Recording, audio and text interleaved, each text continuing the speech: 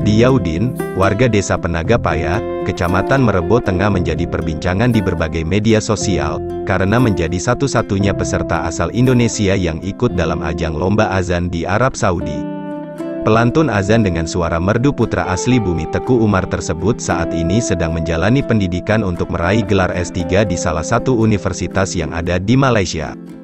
Diyaudin sendiri merupakan anak keempat dari 5 bersaudara, putra dari Bapak Tengku Nazaruddin Basyah dan Ibu Hajah Nurwahidah yang saat ini tinggal di Desa Ujung Tanjung, Kecamatan Merebo, Aceh Barat. Tengku Nazaruddin Basyah mengatakan, Diyaudin dari sejak kecil sudah mulai menghafal Al-Quran dan pada jenjang madrasah sanawiyah sudah menjadi juara 1 penghafal Al-Quran tingkat kabupaten.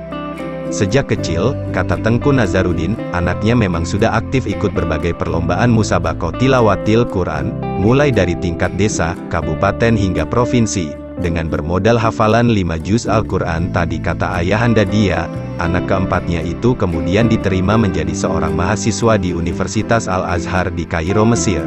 Kemudian dia terus melanjutkan hafalan hingga hafiz Al-Quran 30 juz.